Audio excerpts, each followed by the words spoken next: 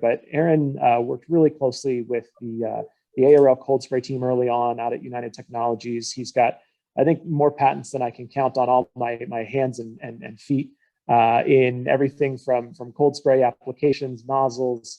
He worked with the Army Research Labs for a little while, and most recently now he's the CTO over at VRC Metal Systems.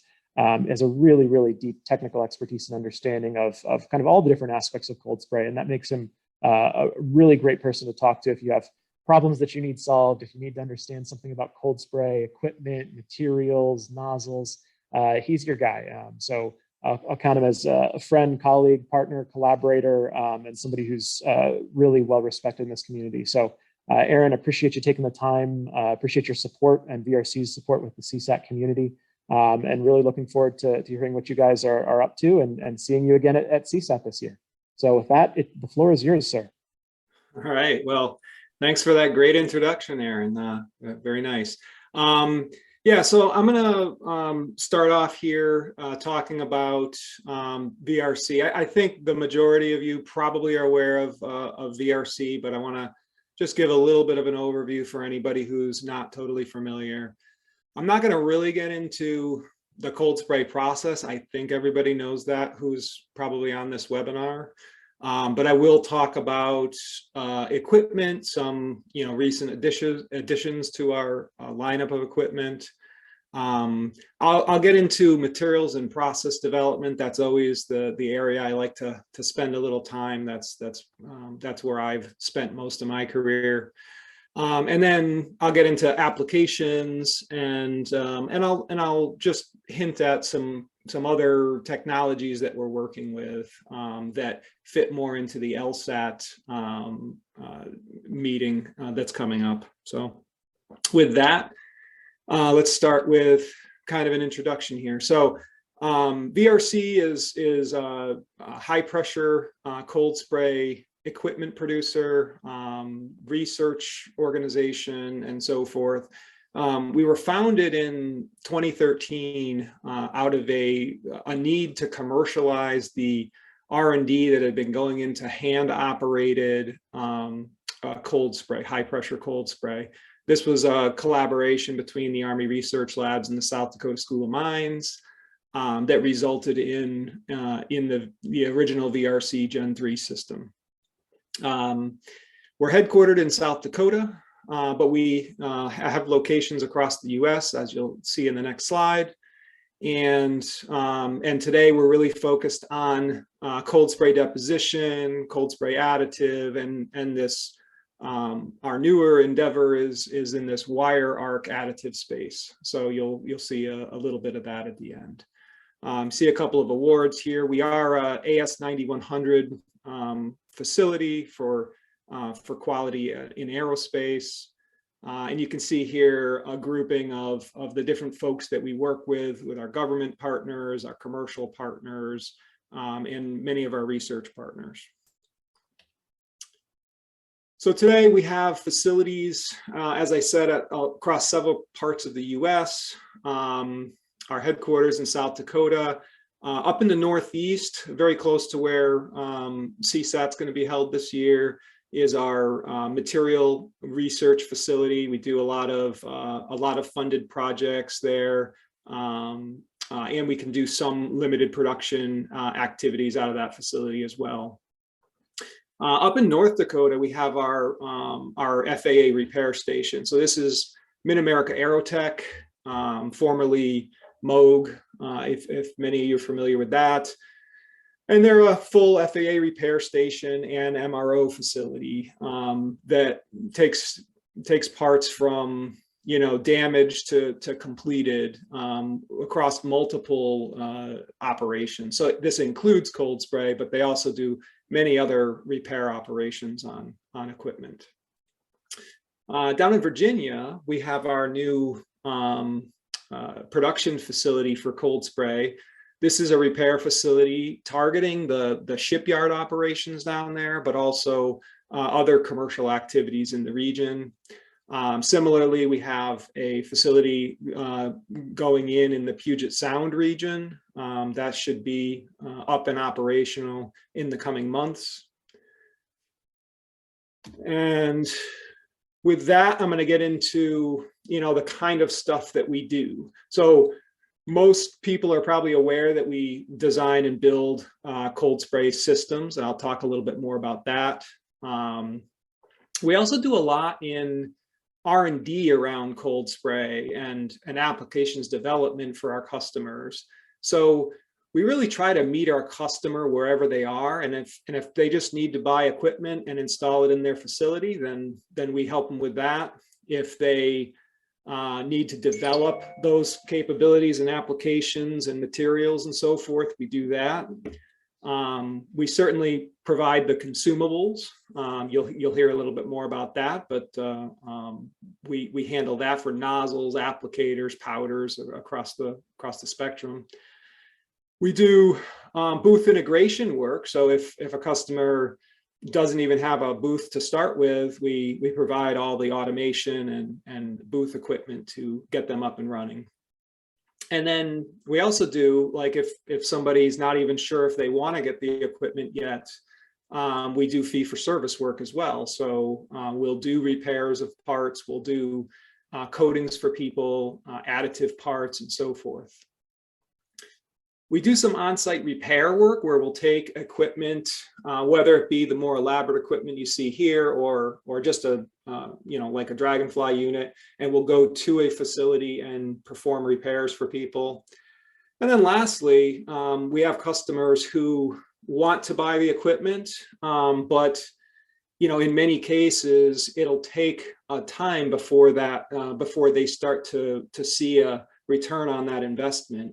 And one way we can help to accelerate that for the customer is actually to put a person on site at their facility for 6 months, a year, or even more, to actually work hand in hand with the company to develop those repairs or those OEM applications or whatever, and start to achieve that return on their investment right away. All right, so next I'll get into the equipment and consumables. First, I'll talk a little bit about the Dragonfly. This is the kind of the entry-level system. This is a highly portable system. It can be carried by hand. It can go into very tight spaces, and it's a recipe-based system. So this means that it comes preloaded with recipes that VRC has worked on with the customer, identified as the needs for that customer. We preload those on, and when the customer receives this unit, they can get started right away spraying with those materials. They don't have to go through the development phase that you might with other systems. The specifications are kind of our common specifications, I would say, across our product line, which includes 1,000 PSI, pressure capability. We can achieve about a 700 C at the applicator. And this system uses any gas you want, usually helium, nitrogen, or air, but it is a single gas system. So if you're hooked up to helium, you're going to be hooked up to helium for the entire run. Same thing with nitrogen, same thing with air. It can be hand operated or robotically controlled, and it's compatible with all of our applicators and nozzles. So whichever system you're getting, if you've developed a spray process on a Gen 3, for instance, using a particular applicator, particular nozzle, you can also take that and transfer it over to this system for mobile use. Second system is what we call our Raptor. This is a slightly larger system. It's still portable, but portable in the sense that it can be wheeled around. It can't go into a very tight area the same way as the Dragonfly can. But this system comes in a dust and water tight enclosure. It's also a 2-gas system, so you can run 2 gases at the same time. It also has our common specifications of 1,000 PSI and 700 C. It can be hand operated or robotically controlled, as all of our systems can. And it's compatible, again, with all of our applicators and nozzles. And then the latest addition is what we're calling our Gen 4 system. This system is meant to be a stationary system. So it's built as a stationary system, and it's designed for your higher production environments or research. You can see the specifications here are slightly different. That's because on this we have a applicator heater, so we can get the heat closer to the nozzle. And we've also designed this to be an internally shielded heater and applicator, so that your skin temperatures on all of your components stay well below 250 degrees C. That keeps all that heat that you're generating in the unit. Now, one of the nice things about this particular applicator heater is that we've designed it to be extremely lightweight. So in comparison to many of the other pieces of equipment on the market, this is weighing in at just under about 15 kilograms. So that means you can use a lot of your standard thermal spray robots and so forth to manipulate this without any difficulty at all. Now, it's obviously not light enough to be hand operated, but we have a hand adapter that connects to this that allows you to use all of our standard applicators and nozzles that you would normally use. The block applicators, barrel applicators, and so forth can be attached and then can be hand operated. But in hand operating mode, we do limit that to about 700 C at the applicator, similar to our other systems. This does also come standard with 2 powder feeders, and it can be configured with up to 4 powder feeders, depending on your needs. These allow you to not only switch between one and another, but it also allows you to blend powders in situ if need be. And then we've also got some advanced data acquisition that will allow for a significant amount of external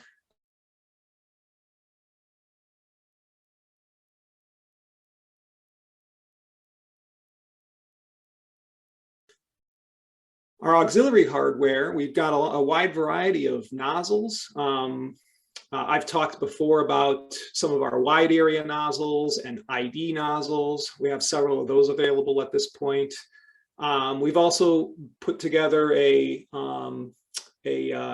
small portable glove box enclosure. There's kind of a standard size unit that you see here in this picture. But that can also be configured in multiple ways. This is a modular unit, so you can add on components so that you can have a small robot inside, you can have a slightly wider glove box, and so forth. This is typically used with our wet dust collector you see here. That's a portable dust collector as well. So when we do portable operations, that's the kind of thing that you would use. And we also do work with gas supplies, whether it be air, nitrogen, and we do helium recovery systems. Now, because one of the most important things we do is material development as a community, trying to create those advanced materials and repair solutions requires specially designed powders. And so we also have a wide variety of powders that have been developed over the years, and we supply those for customers as well. Integration. As far as system integration goes, again, different customers have different requirements. Your conventional booth is kind of shown up in your upper left corner. That's what most people have. This includes a sound enclosure. It includes your robotics, your cold spray system, some sort of spray hood, and dust collection. That's kind of a standard configuration. There are some more advanced manufacturing cells where people want to include machining capability with cold spray, or helium recovery systems with cold spray or whatever. And then we also have configurations that are more specialized for field operation. And I'll talk a little bit more about the two that are on the right there. So the first, we're calling it the campsite, a cold spray advanced manufacturing portable site. This includes everything you need to operate a cold spray system. So if you have the need for a temporary facility, for instance, if you have some temporary needs for cold spray capability, but you can't invest in a facility in your own building, this is a Connex-based system that can be brought on site. It's got everything you need to operate, including power, gas, your dust collection capability, and a full booth. You can see down in the lower right corner, this is the integrated cold spray booth with a collaborative robot to perform your cold spray repairs or additive work. It's also got the operator space you can see is up in the upper right, and there's capability for small ovens and other tools as needed. And then in collaboration with RUAG in Australia, we've worked on several of these trailer systems, trailerized cold spray systems. This particular one, the Brolga 2, includes a dismountable robot that can be wheeled up to a vehicle, for instance, to do repairs on vehicle. It's got stabilizers. You can see that on the left-hand side there. It's got outrigger stabilizers that can go down, and also your heater and powder feeder are all on board. So you've got your robot controller, heater, powder feeder close by to do your repairs. This also has gas generation capability, so you can create your own gas on site. You don't have to be dragging in bottles all the time. So with that, I'm going to get into materials and process development, starting with just kind of an overview. Most of what people have done over the past several years have been in the pure metals and alloys space, but we've spent a lot of time in the past several years looking at many different composites. The upper right, you see a variety of the composites that have been developed for wear applications and generalized repair. Down in the lower left, you can see more of a bronze solution that has a lubricious component to it for bearing type applications. And then, of course, you can do all kinds of multi-layered structures. Even better when you have the multiple powder feeder capability and you can grade from one to the next, for instance. So to take a look at the composite structures for a minute, there are a couple tungsten carbide and chrome carbide based solutions that have, you can see some wear performance there. Really the focus is for improved wear. A nice addition here is these have been designed to also be very strain tolerant.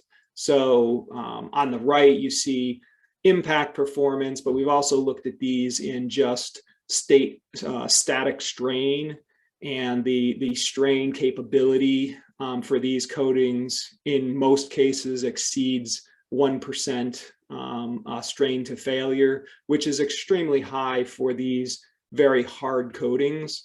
And would be great in a fatigue type of environment, as an example. All right, now switching back to kind of your pure metals and alloys. This is some work that was done recently for structural repair of E357 material, which is the material to be repaired, as well as both nitrogen and helium deposits of F357, a very similar chemistry alloy that's available in powder form. And you can see here that the nitrogen solution has a lower strength than the substrate cast material, but the helium solution is kind of on par, maybe a little bit higher strength than the substrate cast material. So let's take a look at how these perform in fatigue.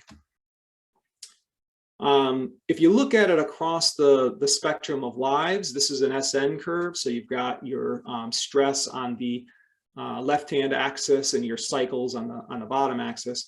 We'll focus on the graph on the left first.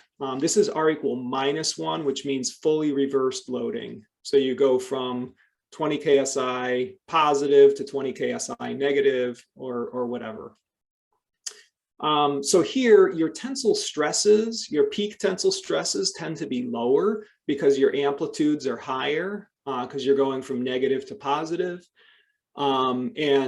And what we find is that in this case, all of our nitrogen solutions, even though they have lower tensile capability than the substrate cast material, we're still seeing an increase in the lives of all the test samples evaluated. Now, the lives that we're looking at range from 10,000 cycles up to, a million plus. That's the range of interest here.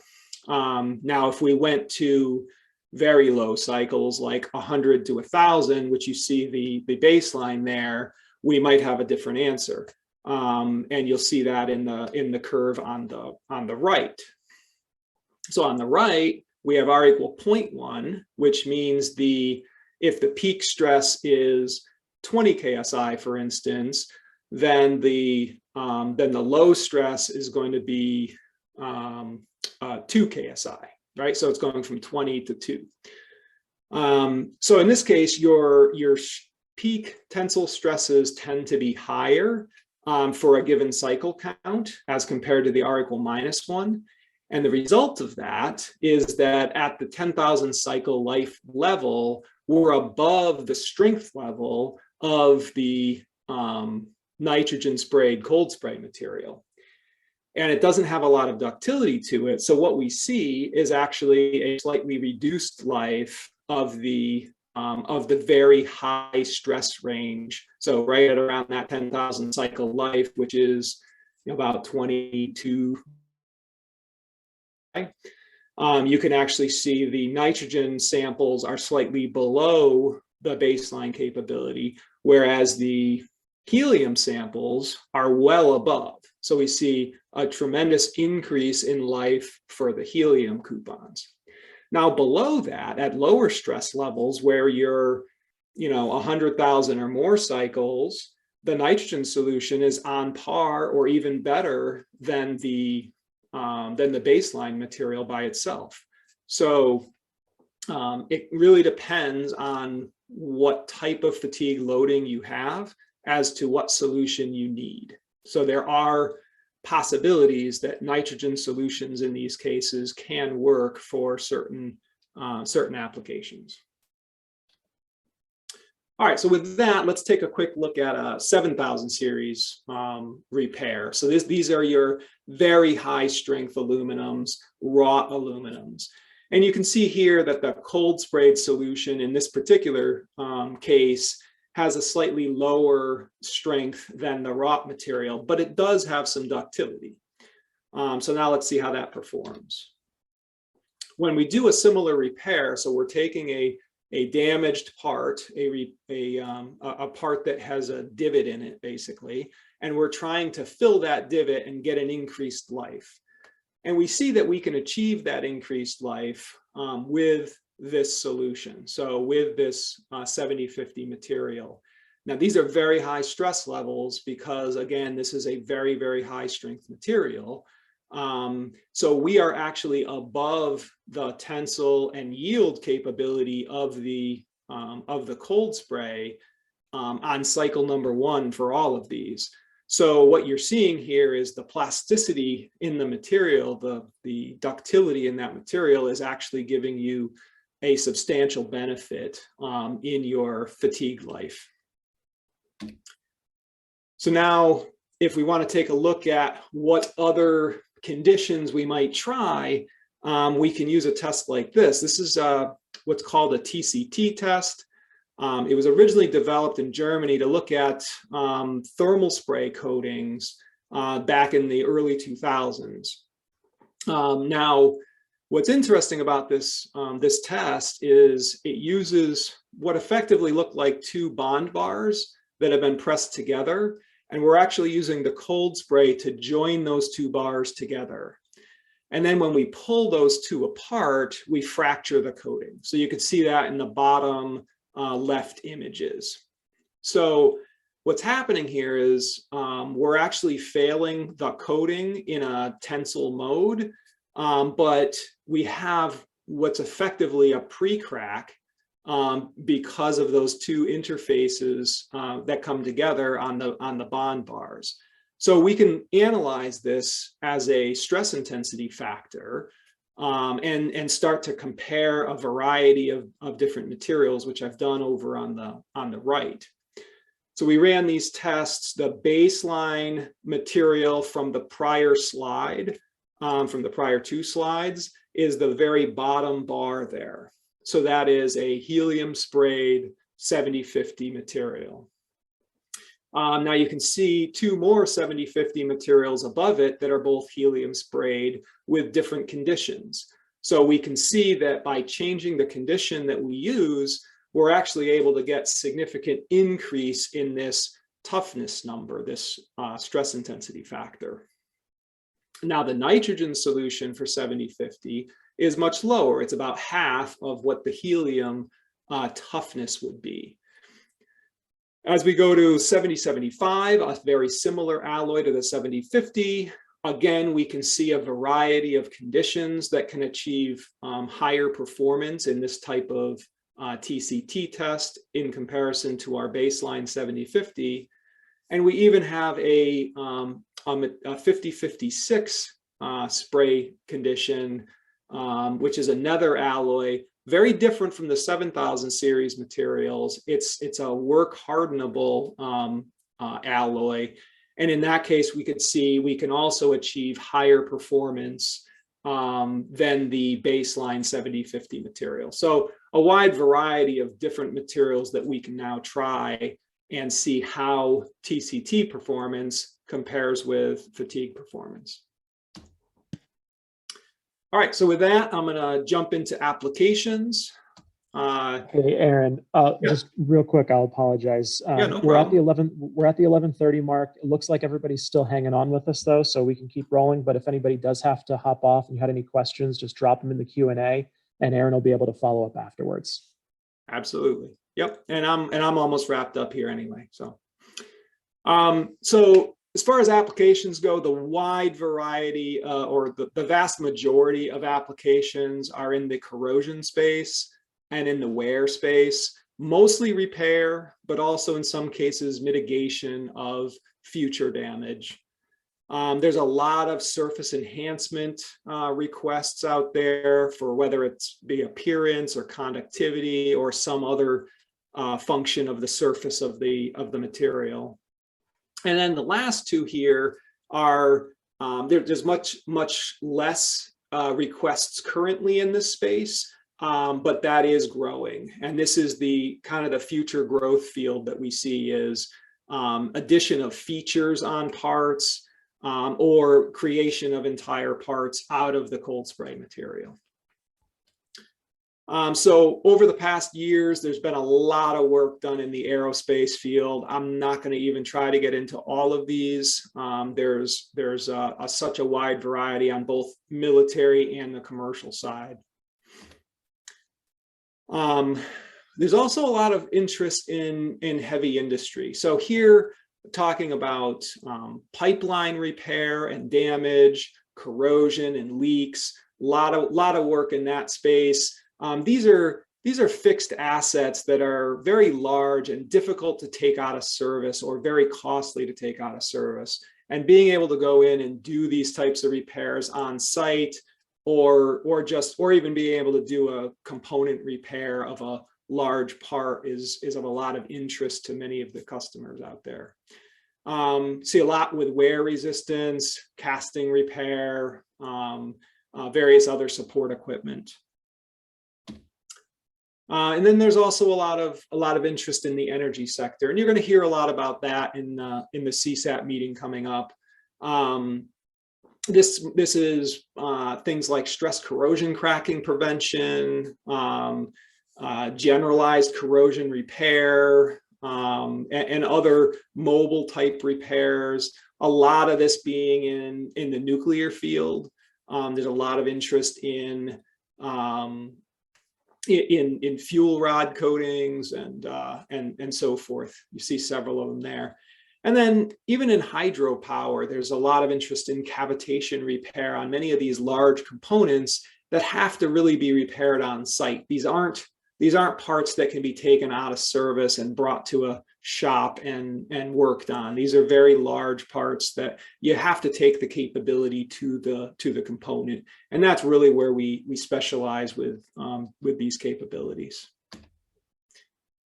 And lastly, I'm just going to give you a quick introduction to some work we're doing in wire deposition. So this is using a wire to create parts additively. This is a space we're actively doing research in now, and we're focused on kind of two processes. The first being a MIG type welding process, and the second being more of a plasma based welding process. Here you see an example of some work that's been done in plasma welding, starting with the creation of just single beads, growing that to a layer, and then growing that to multiple layers to produce very high quality titanium materials. So in this case, you can actually see we are meeting the chemistry requirements of your grade 2 CP titanium. And what's interesting is we're even meeting the properties of wrought versions of this grade 2 titanium. So we're not only meeting the casting requirements, which is what we were originally targeting, but we've been able to achieve comparable performance to wrought material, which is really exciting. So this is a big field that we're expanding on as we move forward. So I guess with that, I'll leave it there, and if there's any questions, be happy to answer them. Awesome. Thanks, Aaron. It's really exciting to see everything that you guys have coming down the pipeline and are working on here. There were a couple of questions that popped up around the multi-gas aspect. So I wanted to give you a chance to answer, what 2 different gases would be doing in cold spray. And then there's some other questions popping up here, but we are over time. So I'll give you that one, and then any other questions, Aaron will be able to answer directly via email, or you can contact him here. He'll have all the questions and contact lists afterwards. Sure. So yeah, as far as our gases go, I mean, we primarily like to use nitrogen for most things. There are certainly advantages to using helium technically, because you can achieve much higher velocities with helium. But obviously nitrogen is much more cost effective, and it's still not as reactive as air. However, we've been doing a lot more with air recently, and for certain materials that are not as reactive, it actually performs just as well as nitrogen. So it's totally dependent on the material that you're spraying. But by and far, the majority of our work is in the nitrogen space and then in the helium space. Our systems are set up, the systems that are multi-gas systems, like the Raptor, for instance, are set up to be able to start with one gas and then switch over to another gas and switch back. That's primarily used for nitrogen and helium. So we start with nitrogen, we heat the system up, so we're kind of doing a lower cost heat up. And then we switch over to helium just for the time that we need to spray our material, and switch right back to try to minimize the use of helium. Now in the Gen 4, there's the added capability of being able to completely blend those gases. So if there is interest in having a mixed gas, so if you wanted to take nitrogen and helium and mix them together, you could do that as well. There's not a huge call for that, but it is of interest to certain customers. So awesome. I think that's extremely helpful. And I think we'll take one more question here because we've still got a good audience. How about the erosion of your nozzles? So thinking about especially like the ceramic metal mixtures, how do you keep erosion there minimized, or how do you manage that? Yeah, that's a good question. So the materials that we're using, what we've found anyways, is the materials we're using, as long as we're using relatively spherical powders, which we tend to do, we don't get significant erosion. If we have very sharp angular powders, then we'll start to see more erosion of the nozzles. But our nozzles are tungsten carbide, so they last quite a long time. We've had nozzles that lasted multiple years before, needing to be replaced. Certainly if you're just spraying metals, but even with the ceramics that we use, they tend to be more rounded and not as aggressive on the nozzles. So our nozzle life is extremely good. Where we see erosion is really when we're forced to use a plastic nozzle, for instance. And in some cases we've used, for plastic nozzles, we typically use them for aluminum, but it's also possible to use them with some other harder metals, and they can tend to erode faster, and you have to manage your temperatures and your performance characteristics to get the life that you want out of those. With aluminum, we get a pretty good life out of a polymer nozzle. When you start to spray other materials, harder materials, that life does go down. So you got to be cautious there. But with the carbides, we don't see any issue really with nozzle erosion. Awesome. I think that's probably exciting for a lot of people to hear. And I will say, I think there's more questions popping in. And so I'll send you these afterwards, Aaron. And that way you can reach out and respond to folks directly. Again, if anybody does have questions, Aaron's contact info is on the screen here. But Aaron, really appreciate you being here. Really appreciate the support for the Cold Spray Action Team, and obviously the Large Scale Additive Action Team as well. We're excited to have you guys presenting at both. Talking about additive both on the cold spray and the wire arc side of things. For everybody who's hung with us here, I appreciate you spending the time this morning or this afternoon, wherever you are in the world, to hear about cold spray, see what VRC is up to, support the CSAT community here. Remind everybody, June 21, 22, and 23 is the Cold Spray Action Team and Large Scale Additive Action Team. Again, the registration link is in the chat here. If you do have any follow-up questions for either the Cold Spray team or for the VRC Metal Systems team, do reach out. We'll make sure that those questions are directed accordingly. And if we don't see you all between now and CSAT, hopefully we'll see you in Worcester, Mass for the Cold Spray Action Team and Large Scale Additive Action Team conferences. All right, I think that's everything for this morning. Thanks again, Aaron. Thanks, VRC. And thanks for the CSAT team for pulling everything together here. If anything pops up from anybody, send us a message. We'll be happy to support. Otherwise, we'll see you in Worcester. Thanks, everybody. Thanks a lot, Aaron.